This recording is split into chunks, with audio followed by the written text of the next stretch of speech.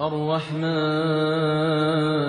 علم القرآن خلق الإنسان علمه البيان الشمس والقمر بحسبان والنجم والشجر يسجدان والسماء رفعها ووضع الميزان ألا تطغوا في الميزان وأقيموا الوزن بالقسط ولا تخسروا الميزان والأرض وضعها للأنام فيها فاكهة والنخل ذات الأكمام والحب ذو العصف والريحان فبأي آلاء ربكما تكذبان خلق الإنسان من صلصال كالفخار وخلق الجان من مارج من نار فبأي آلاء ربكما تكذبان رب المشرقين ورب المغربين فبأي آلاء ربكما تكذبان مرج البحرين يلتقيان بينهما برزخ لا يبغيان فبأي آلاء ربكما تكذبان يخرج منهما اللؤلؤ والمرجان فبأي آلاء ربكما تكذبان وله الجوار المنشآت في البحر كالأعلام فبأي آلاء ربكما تكذبان كل من عليها فان ويبقى وجه ربك ذو الجلال والإكرام فبأي آلاء ربكما تكذبان يسأله من في السماوات والأرض كل يوم هو في شأن فبأي آلاء ربكما تكذبان سنفرغ لكم أيها الثقلان فبأي آلاء ربكما تكذبان يا معشر الجن والإنس إن استطعتم أن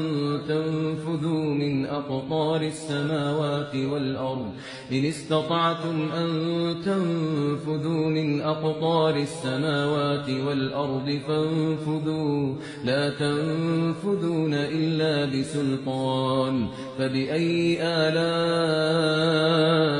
ربكما تكذبان يرسل عليكما شواظ من نار ونحاس فلا تنتصران فبأي آلاء ربكما تكذبان فإذا انشقت السماء فكانت وردة كالدهان فبأي آلاء ربكما تكذبان فيومئذ لا يسأل عن ذنبه إنس ولا جان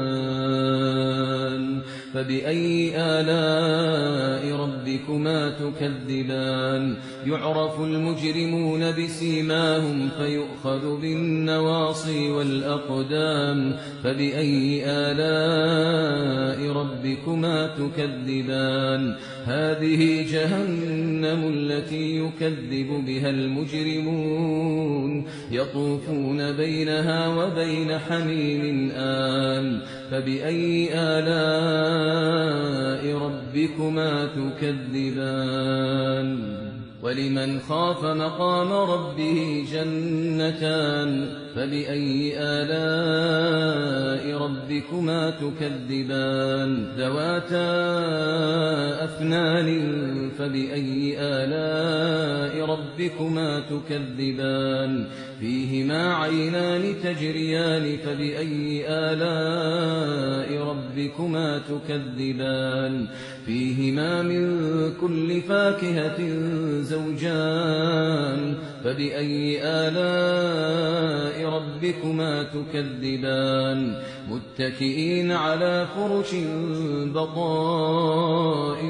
من استبرق وجنى الجنتين دان فبأي آلاء ربكما تكذبان فيهن قاصرات الطرف لم يطمثهن إنس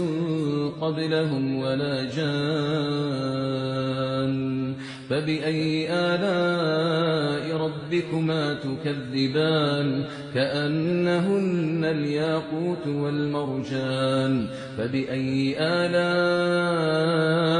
ربكما تكذبان هل جزاء الإحسان إلا الإحسان فبأي آلاء ربكما تكذبان ومن دونهما جنتان فبأي آلاء ربكما تكذبان مدهامتان فبأي آلاء ربكما تكذبان فيهما عينان نضاختان فبأي آلاء ربكما تكذبان فيهما فاكهة ونخل ورمان فبأي آلاء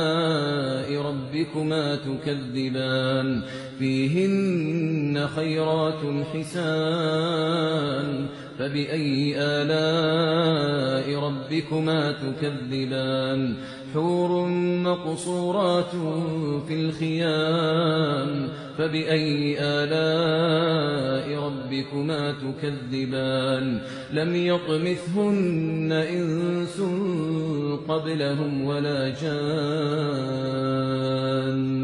فبأي آلاء ربكما تكذبان متكئين على رفرف خضر وعبقري حسان فبأي آلاء ربكما تكذبان تبارك اسم ربك ذي الجلال والإكرام